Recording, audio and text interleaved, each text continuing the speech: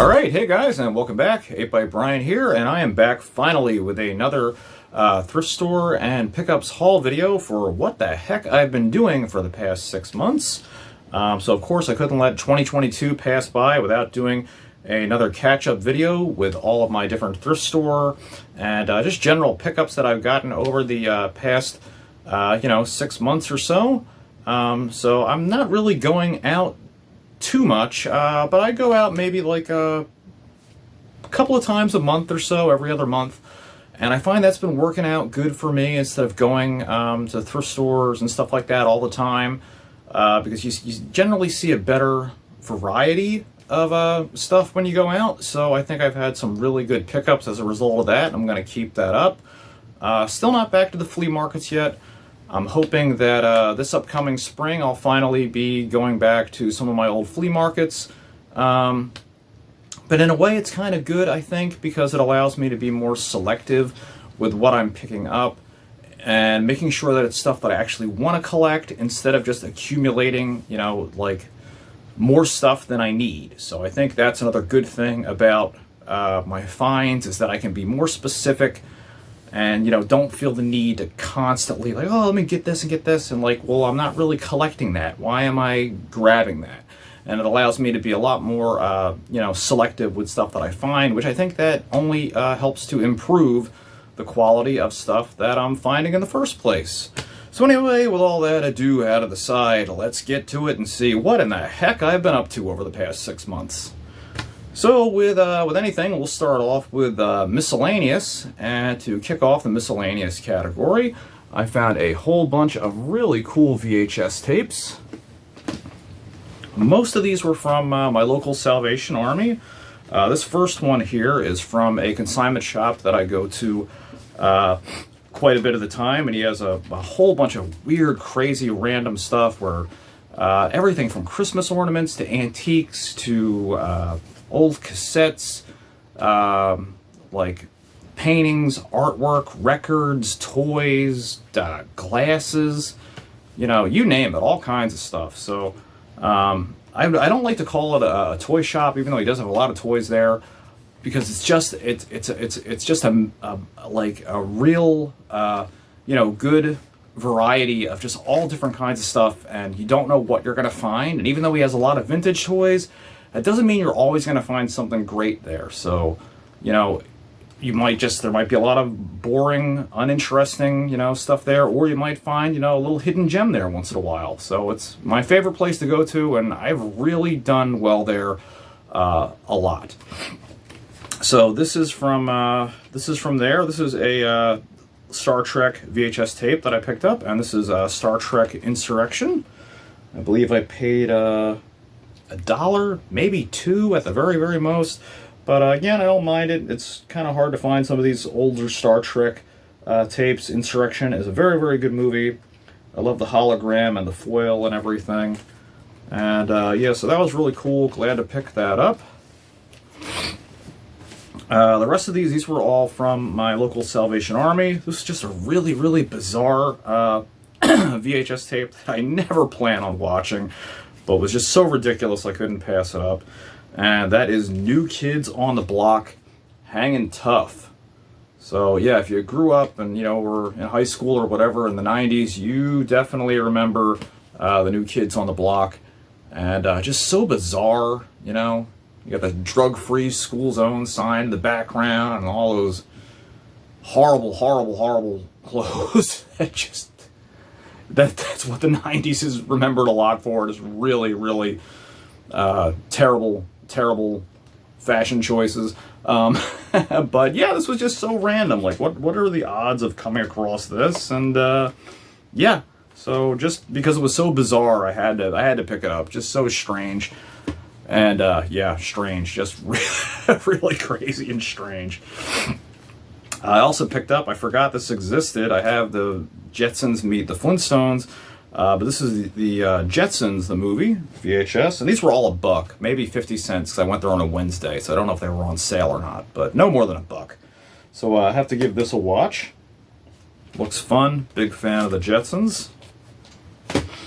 And didn't realize I didn't have this on VHS yet, but Michael Keaton's, the original, well, at least for me, my original version of Batman.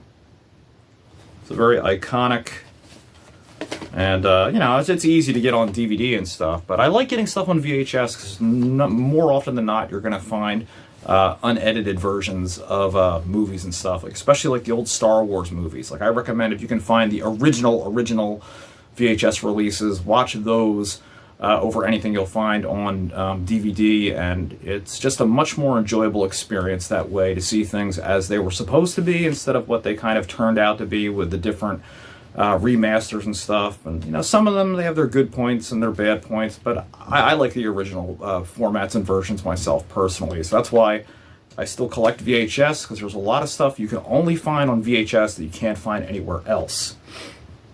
This next tape, this was someone's home recording, and now originally what I thought this was when I opened it up, on the front here it says this was WrestleMania 5, and I was like, holy crap, like, are you serious? Like, this is somebody's home recording of WrestleMania 5? Like, I like lost my mind. I was like, that's so epic. Like, where are you going to find, you know, it's different, you can buy a VHS or a DVD of WrestleMania this or WrestleMania that.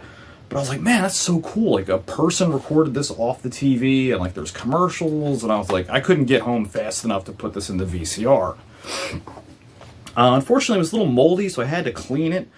I had to take it apart and clean the tape and everything, but you know, it plays fine, perfectly fine now. But unfortunately, WrestleMania 5 was not on here. What was on here, which some was equally bizarre, but a lot was good and interesting as well, I guess. You know, this was from around 1985, 1986. Well, the bad was there was just somebody had taped over with daytime soaps with like General Hospital, As the World Turns, and I'm like, oh my god! I was like, are you serious? Somebody taped over WrestleMania 5 with soap operas from the 80s. I was like, there were no words to describe the level of disappointment I felt when that was the first thing I saw when I was playing this. But yet, all was not lost, because there was a lot of other cool footage on there. There was like old commercials, like M&M's, I think even like Almost Home cookie commercials, Keebler's, potato skins. If you guys remember those, oh man, those were so good. I wish they would bring those back. So a lot of cool commercials like that. You even had like, which was really weird, you had like original, like the Oprah Winfrey show, and like there was like Sally Jesse Raphael, and for the Philadelphia area, it's like, wow, it's so weird. Like, this is before, I mean, I don't know who even remembers Sally Jesse Raphael anymore, but like Oprah before she got big, and it's just like the plain white background of like the Oprah Winfrey show, and it's so iconically like 80s. It's like so crazy. And you have like a news broadcast where like Peter Jennings pops in with like a special bulletin of something going on. And there was even this one commercial that was done by Channel 6 where they were advertising like WPVI Channel 6. And there was like this event going on at a mall in South Jersey. And it was going to be like over a day or two. And they're like, oh, come to this free event. And like the people were going to be like dressed up as Flintstones and Smurfs and like all this other kind of stuff. And I was like, what in the heck? I was like, Channel 6 is sponsoring this like mini convention or whatever. I was like, what is this? I was like, I do not remember this at all. So that's going to be something I'm going to pull off of this tape and upload that, because that's really, I mean, you know, like a news station. They're sponsoring something with, you know, people dressed up in Smurf kind of, like, what in the, what? That's just, that's so crazy. So, and yeah, that's really weird. So I'm going to be looking out for a lot more of these like tapes of like stuff that people recorded back in the day, and just seeing what the heck is on them. I think that's going to be a new little project I'm going to be doing from now on, just to see what I can uncover. This thing was a disappointment, but also not a disappointment at the same time, even though I still wish to have WrestleMania 5 on here. But anyway, weird, cool, whatever, crazy. Moving right along with other miscellaneous stuff. Let's see. Well, this is pretty miscellaneous, I guess. These were only $2, and these are vintage antique Cracker Jack prizes. Actually, technically, one is a Cracker Jack prize and one is an antique Monopoly piece. And this one is the Cracker Jack prize. This is a little 4-piece puzzle that I don't want to move or take apart because the cardboard's very delicate and will rip. This is from like the late 1930s and 40s, and it's a little puzzle of a little skunk. And yeah, there's little four pieces, well, I think like 2 pieces each, so you put them together in a little mini jigsaw puzzle.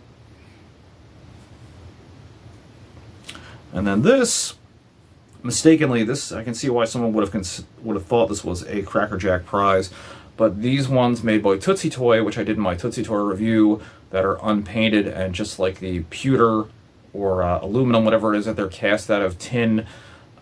These were ones that were made for Monopoly game pieces around 1935 to 1939, and the painted ones that you saw, those were the ones that Tootsie Toy would, they were manufactured, you know, by, they were paid by Cracker Jack to include them as prizes in the Cracker Jack boxes. So this is an actual vintage Monopoly game token, and this is great because I don't have this one, and I have an old Monopoly game board from, I don't know, 1935, 37, one of the very, very first ones, and it's hard to find pieces like this, and it's just a neat part of, like, you know, history to where it's like kind of an antique, but kind of a toy, and yeah, just really neat. So it might seem a little weird from what I usually collect, but I think stuff like this is really neat because there's a historical value to it as well, which I think really gets forgotten. So I know, especially like with my reviews with like the Midget Toy and the Tootsie Toy toys, I don't know if a lot of people can relate to those, but I still think that there's an importance in showing stuff like that,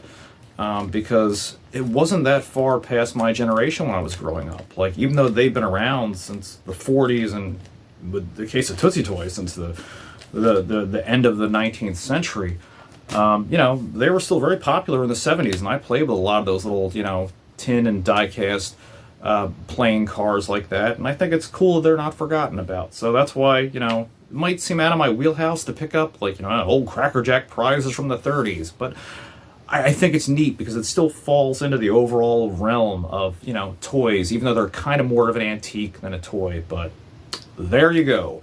Also, with some miscellaneous stuff, this is probably going to be as miscellaneous as it gets. I just found this the other day, and I love collecting old vintage school supplies. I got a bunch of Trapper Keepers. You know, you guys probably saw my Trapper Keeper review and stuff like that. You know, I did a year or two ago. Different erasers and stuff like this. And I didn't know what this was, but I knew it was from the very late 80s to the early 90s. And man, get ready to laugh with this. This is a Paul Mitchell pencil case that you would put in like a Trapper Keeper or a binder, like little pencil case with pencils, erasers, and a ruler and stuff. And I didn't get it because it was Paul Mitchell. Like, because Paul Mitchell, when I saw it, I was like, what is that? I was like, don't they make like shampoo and stuff? Isn't that like hair care? I was like, what the heck? And then I was like, huh. But I was like, you know what? I was like, I didn't really care about that. I was like, hey, that's a cool design. And I was like, this looks like it's from the 80s and 90s. And, you know, with me, I just collect anything from the 80s and 90s. So I was like, oh, that's weird. That's different. And I was like, it's 75 cents. What the heck? I'm going to pick it up. And I've only seen one of these on another site online. And yeah, that's what it is. You know, apparently Paul Mitchell made, I think they sold like, you know, salon selectives or whatever the heck they sold. For some reason, they made school supplies. I mean, how bizarre. So you got like the ruler here.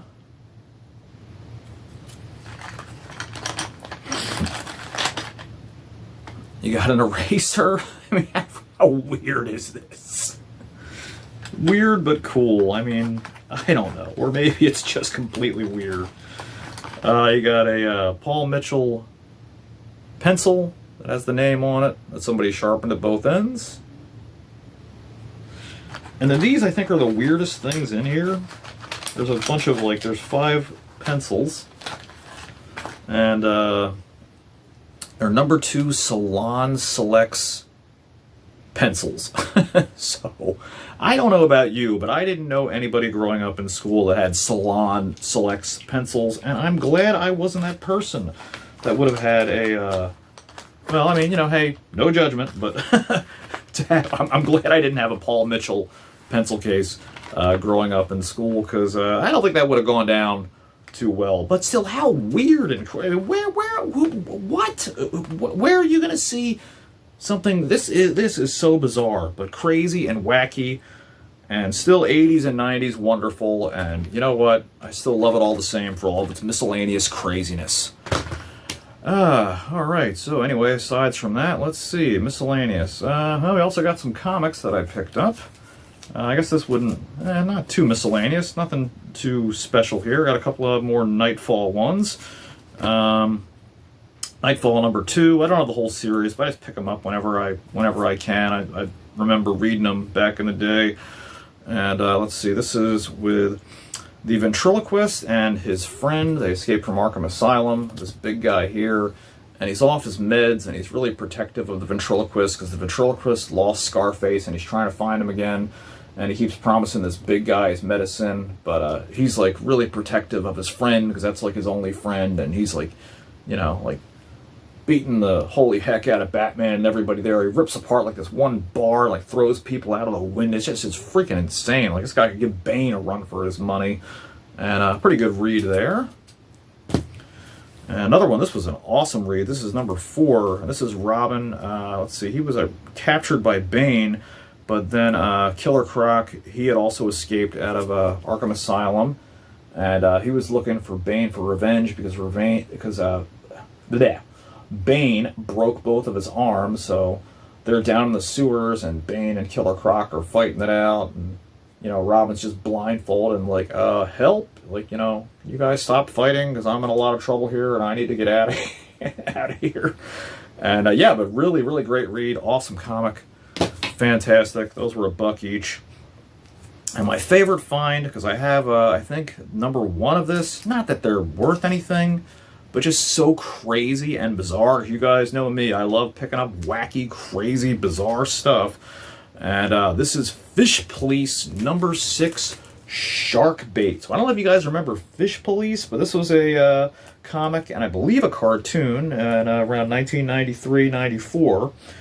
And yeah, it was like, you know, a whole undersea town of fish people and octopuses, just, you know, octopus and sharks and other different fish, and, you know, the police chief fish. And it was just so crazy. Like, what a crazy, bizarre, off the wall concept. I like the art style though. It has kind of, it almost looks like something Burton would have done, like Tim Burton, like that weird. It's kind of like dark, but still just bizarre and goofy. And yeah, I mean, Fish Police. I don't know what else to say from that. So totally crazy, totally insane, and of course I had to pick it up. So anyway, moving right along. Also in the same kind of category with like comics and stuff, I picked up some little golden books. And let's see, this first one here was a really cool one that I found. And this is Walt Disney's Toad Flies High, or as I like to call it, or I think it should be retitled, Toad Flies Responsibly. That should be the new title for this book. But yeah, I don't know if you guys remember, you know, the crazy old Mr. Toad. You know, he was this little rich frog with his friends, and I think they were kind of like set up in England or whatever, and he'd always have like motor cars and hot air balloons and stuff. And this was really cool because I found this at a thrift store that I go to a lot of the times, and I totally forgot that this was one of the books that I had growing up. And I never, ever, ever, ever, ever, ever, ever would have remembered this until, like, I just, like, was going through a thrift store and looking through the books, and I was like, oh my god, I'm like, I had a copy of that book growing up. And it's just so wacky and insane. Like, you can see, like, Toad, like, he crashes his car into a tree and everything, and everyone else is just trying to have a picnic, and they're yelling and screaming at him, and they're like, what are you, out of your mind? Like, every day there's a hot air balloon and an airplane and a car, and they're like, just leave us alone and let us eat our lunch. But, you know, they still love their friend, Mr. Toad. But it's so crazy and silly. And glad I found that, because I would have never remembered that I ever had that book. And that's why I still love, you know, going out and thrifting and hunting and stuff, because you never know what you're going to see, that even though you think you've seen it all already, there might be something out there that you've totally forgotten about, and you won't remember until you come across it. So that was really cool.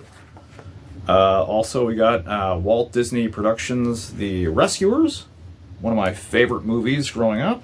Don't think that gets nearly enough credit, but really, really good Disney movie, where you got like the little mice and stuff, and you got the crocodiles and the big crazy Louisiana, you know, the steamboat and everything, and really fun. So The Rescuers are really cool. And this was really neat too. This I got a little consignment shop that I got some other stuff from as well. And this is Chippendale Rescue Rangers, the Big Cheese Caper. So how awesome is that? Of course, everybody I would hope loved Chippendale's Rescue Rangers growing up, whether you played it on Nintendo, watched the cartoon, or what have you. And it's just, Rescue Rangers are always great, silly, wacky fun, and that was another awesome pickup. And all of these were like $1, or maybe this was $1.50 at the most. So there is that. And let's see, miscellaneous. Okay, I guess these kind of fall into the miscellaneous category. I picked up some old board games at a yard sale. And when I say old, I mean old. These are made by a company called Transagram. And this was Hanna-Barbera.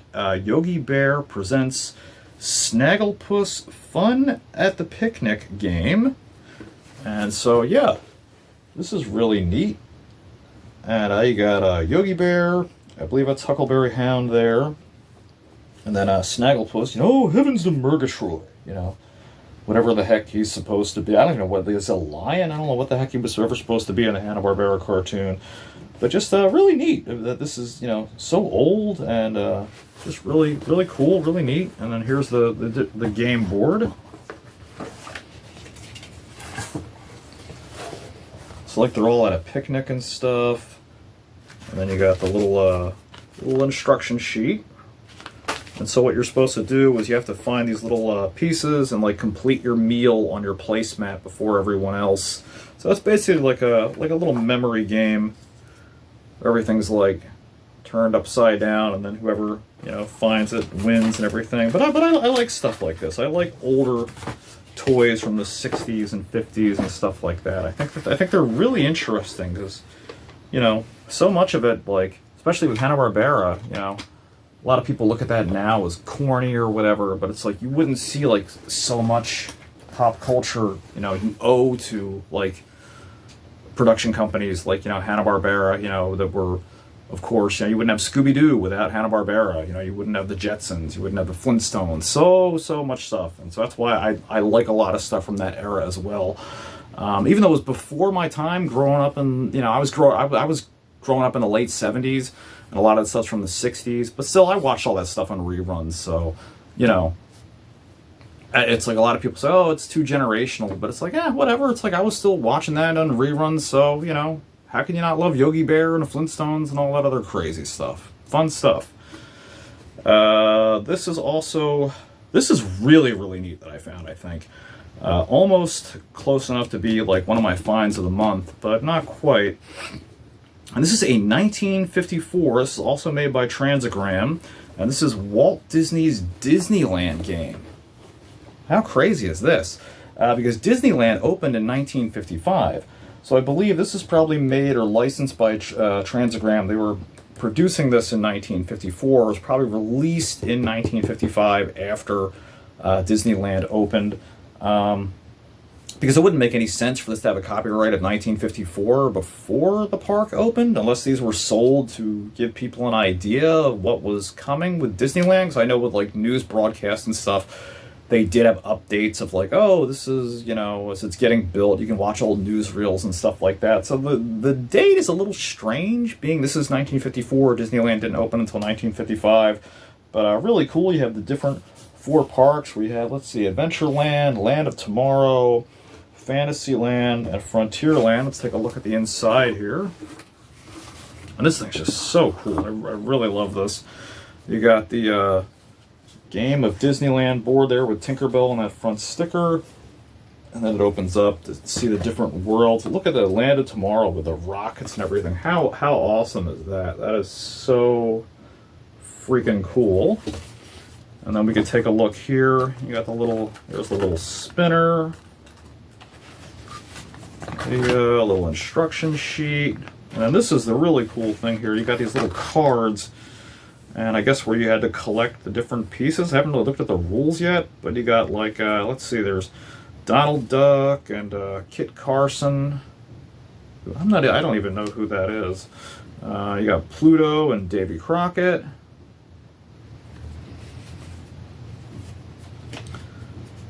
Tinkerbell and Paul Bunyan. And Mickey Mouse and Daniel Boone. So there's 4 characters on each card. And then you can see some of the different little characters, you know. These are really cool. The little things you collected or whatever. And you got, you know, there's Mickey Mouse. Donald Duck. Pluto. And then some of the more bizarre ones too, like this is really fun. Got the little astronaut. I think that's who that is. Yeah, a little spaceman. Like an old-timey space rocket. So how cool is that? I think this is like really a very interesting part of like toy history. Of course, you know, Disney, like them or hate them. And just really neat that, you know, this is something that would have came out at the same time as Disneyland being open. So really, really neat.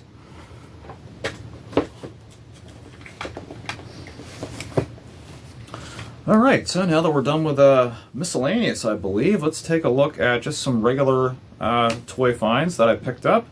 This first one is really, really awesome because I picked this up at a local toy store in my neighborhood of the town that I grew up in.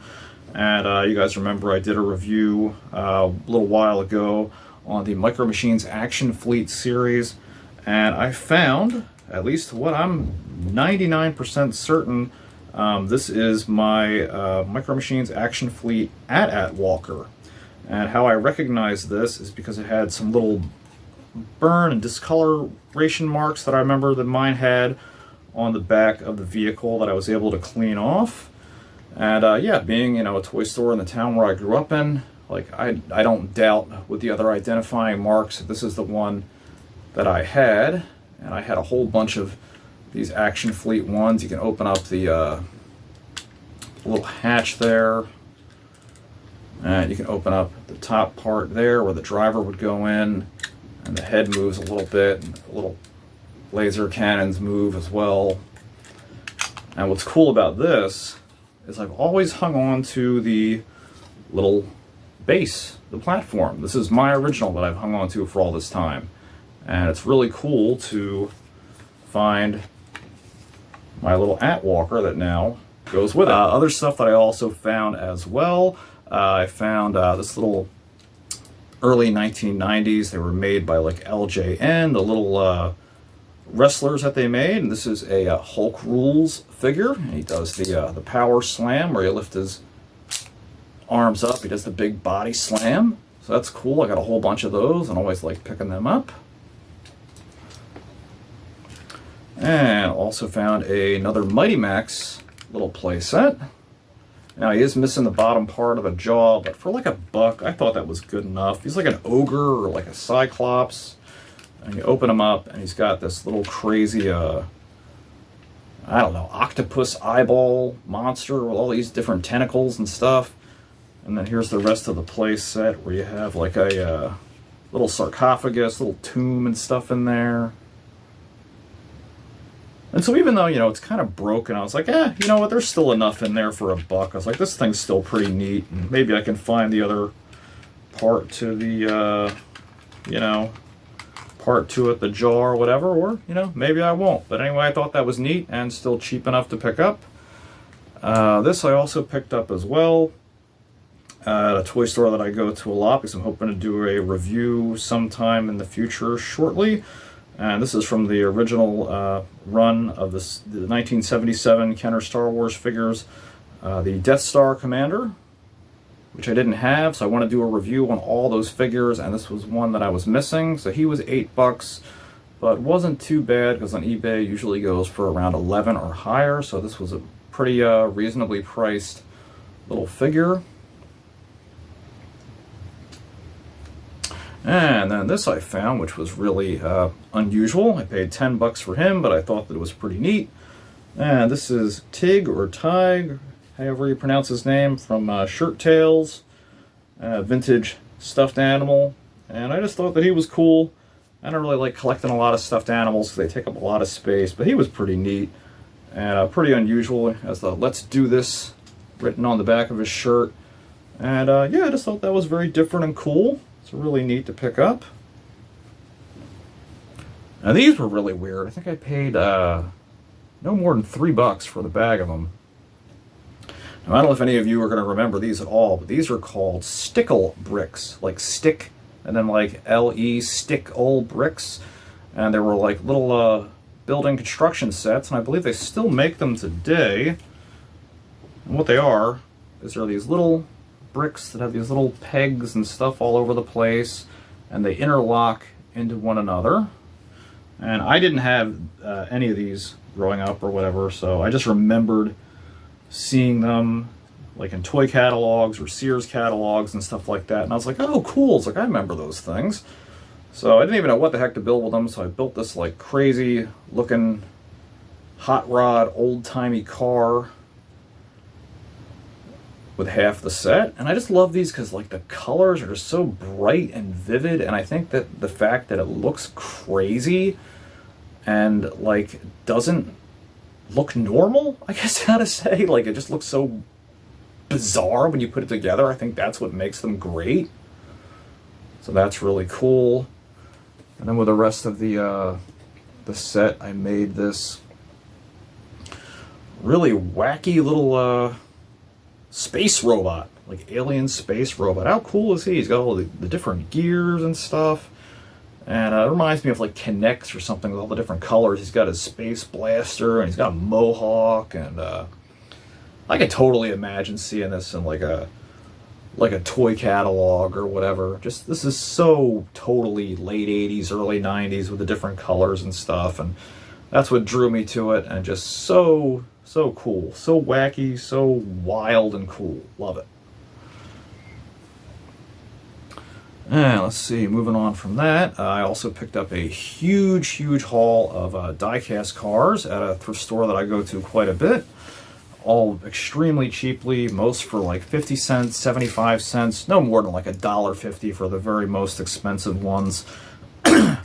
This first one here, I had a lot of Corgi Juniors growing up. So this is the Corgi Juniors Wigwam Camper. So it's supposed to be like a futuristic, like RV kind of camper. And you can see the yellow windshield, and inside there's like a little table that has like a sticker of pizza and fries on there. It's really neat. Anytime I see Corgi Juniors, I always usually pick them up because I had a lot of them growing up.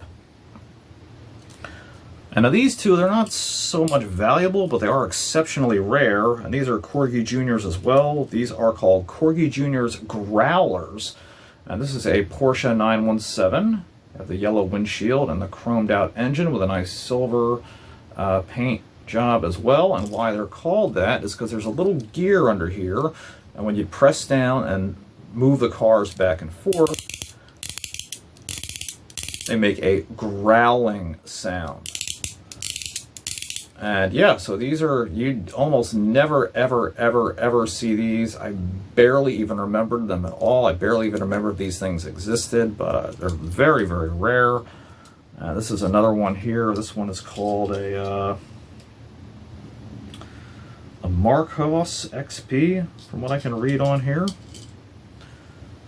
And just look at that. Orange is my favorite color, by the way, so it's another reason I picked that up. Just look at that awesome chrome sparkly paint job with the yellow windshield, the chrome engine. And oh my god, that's like so awesome. That crazy futuristic like car of the future. Amazing. This looks so awesome. And I don't think a lot of other brands get enough credit. You know, it's always Hot Wheels, Hot Wheels, Hot Wheels. And there's so many other diecast brands that really make awesome, awesome diecast cars aside from Hot Wheels. This, I don't remember who made this. This was Something Industries. They made a lot of like farm and construction related toys like this. This is a nice little diecast construction vehicle, little bulldozer or loader or what have you here. You got the rubber treads that spin around everything. It's pretty nice. And this one you just saw in my last review that I did a few weeks ago. It's a little Jeep, little midget toy Jeep. I love picking these up because I had well, not midget toys, but I had a lot of Tootsie Toys growing up. They made a big comeback in the 70s and 80s and stuff, so that's why, even though they're a really older, more obscure toy line, why I still pick them up. I think they're neat. And then a bunch of Hot Wheels here. This is, I think this is 1969 version of, this is Buzz Off, the gold one. And this little car easily goes between like $20 to $30 all day long, especially in this spectacular mint condition. You have the back hood that opens up. Unbelievable to find that for, you know, $1 or what have you. It's just perfect paint. You're not going to just find that just laying around. That's crazy.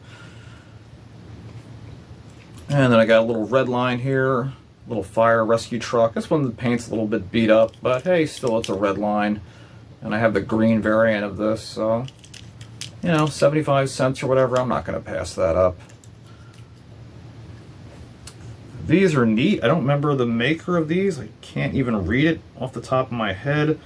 But I had another one of these. They're little like rockets and stuff. And this one's a little United States Air Force rocket. Has the chromed engine in the back with the thrusters and the wings. Good stickers. And what's neat about this is you close up the wings, and then you push this little button on the front, then the little wings open up, and it has little wheels and stuff. So that's really nice. Very nice die-cast. And by the same company, this is like a outer space drill. It says United States Air Force on that as well. Or does it? No, just USA. Sorry, it just says USA. Nice chrome with the flag. And then you turn this little thing in the back, and the drill will turn around.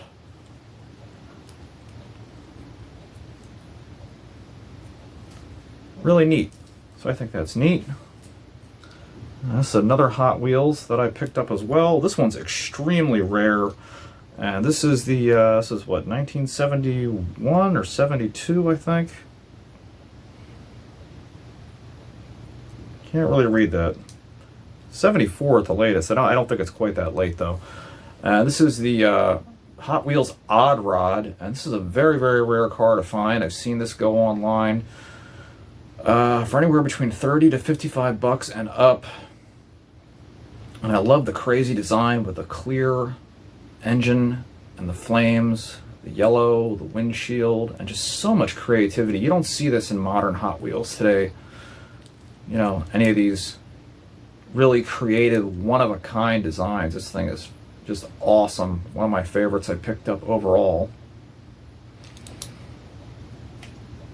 And these next ones are really interesting too, because I did not know that they were even made by this company. These were made by, if you know Tomy, that made a lot of very popular toys in the 80s.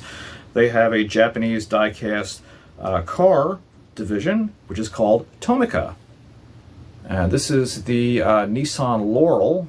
Now, unfortunately, the paint on this is chipped and the windshield's cracked. If this was in mint condition, this would go anywhere between, I've seen, about 100 to 300 in mint condition, as hard as that is to believe. Its current condition, this is maybe worth 10 bucks, unfortunately. but still really, really nice. You got a little rear hitch on the back. They have suspension in the wheels where you push down and they spring up. Very highly detailed interiors with the opening doors and things like that.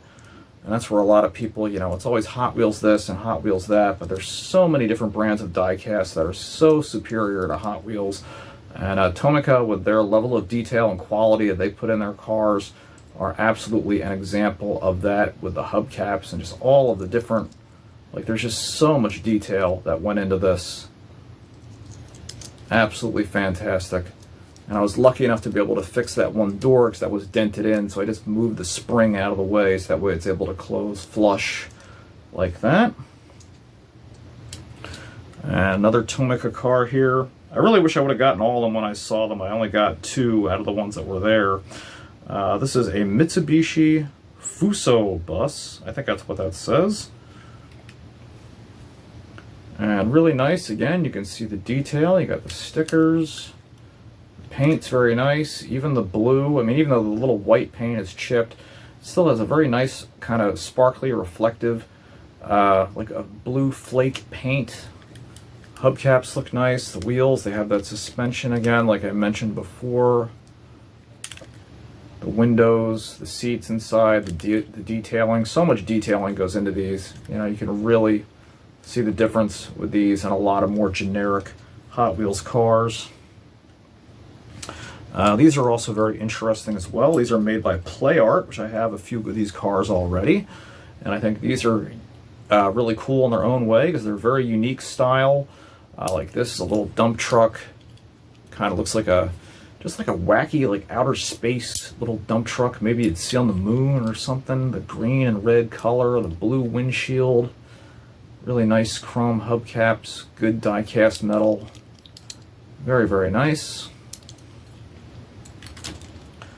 And then another Play Art car here. This is a Fire Chief. This one's pretty heavily damaged. I'd like to see if I can repaint this and maybe find replacement hubcaps for it, but still I think you can tell there's a lot of detail that still went into that, even though it's beaten up. It still looks pretty nice overall, I think. Another one of my favorites here as well. This is, let's see, this one's called the Power Plant by Matchbox. Another outer space type vehicle, and again with that wonderful, beautiful, flaky chrome red and like yellow orange paint. You have the satellite on the top, satellite dish, the yellow windshields, and even with that little bit of paint that's missing on the front bumper, just still looks spectacular with that great reflective paint job. So really, really nice.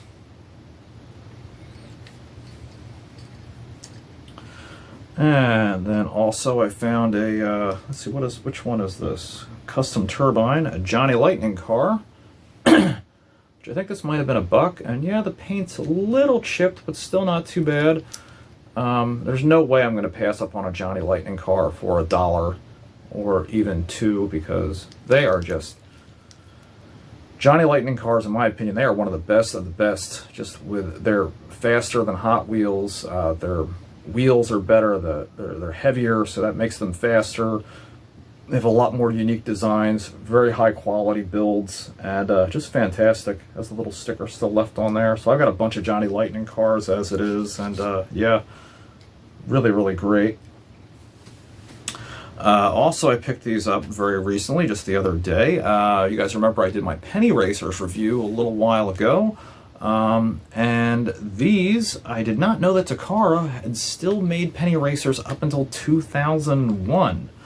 And so I have this one here, is a little dune buggy.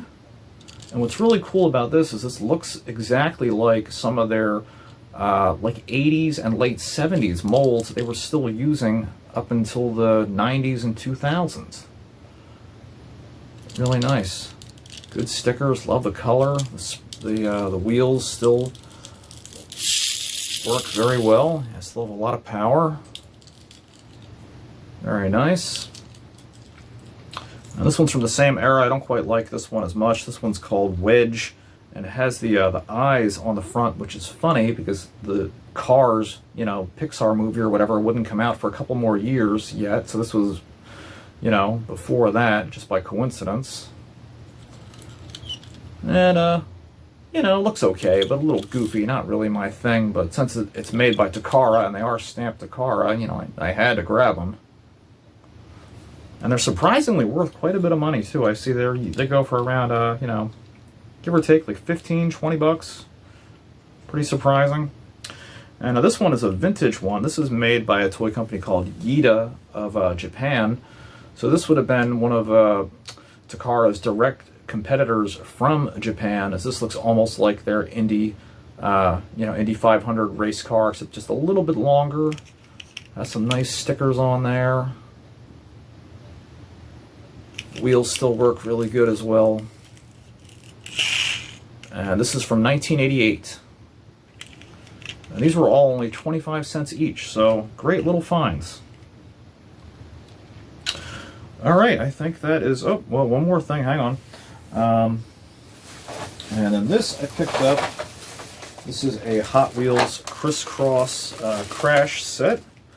Now I already have one of these that I picked up from a Goodwill a couple of years ago. It's in the box and everything, but I haven't been able to do a review on it yet because it was missing so many pieces, and I tried to recraft them out of more modern Hot Wheels tracks and stuff like that, and make the supports, but even on eBay, you wouldn't believe, just for like a couple of sections of track, like, you know, they're going for like 15 to 30 bucks. And I'm like, that's insane. Like, so that was something I kind of put on hold, and it was just a good coincidence that I happened to find another one for only $2, and that had 98% of the parts that I needed. Some of the support posts, I still had to kind of make my own thing. There's still like one missing, but there's a lot of pieces that can go missing in these things, and I just really wanted to complete it and get it working and do a review of that, so that's going to be coming up soon. And that was a good coincidence that I came across this, so very nice. And alright, that is going to pretty much do it for my regular finds. So now we're going to take a look at my 3 you know, best finds. Won't really say finds of the month or whatever. You can call them finds of the month, I guess, if you want. But my first one here, this is something I just picked up just yesterday. And this is this little, this was made by Aileron Incorporated, is the company name. This is called a little Rhapsody black and white TV. Now, a little portable TV. It's not so important that it's a little old black and white TV. I'm going to try to reprint the decal that goes on the screen here. This was only $3.50. But I just thought this was so neat, because if you look at stuff from the 90s and stuff, like, God, I remember, oh man, you would always see these crazy, like the clear phones, clear TVs, you know, all that crazy stuff, clear Walkmans, what have you, and all these neon colors. So this is just like so 90s, and I was like, oh my God, I'm like, are you kidding me? For like $3.50, you know, I'm going to try to get a little, you know, like a little HD converter box for it to see if I can get some little actual programs on this, and maybe even hook up my Nintendo to it with a few modifications and stuff to get it working. It has the AC adapter and everything, so it does work even though you can't see anything on it. But just how cool is that? That weird little fluorescent, you know, clear TV. Even the buttons on the back are different fluorescent colors and stuff, so really neat. Very cool. My next runner-up find is, this is a Viewmaster show beam that I got at a consignment shop that I go to. And what this is you have these little cartridges, and this one came with the Masters of the Universe. And just like how you look at the ones that you hold up to your face, it has the same type of slides in there, but instead you put the cartridge in here. I got that in there right? Let's see. Sometimes it sticks.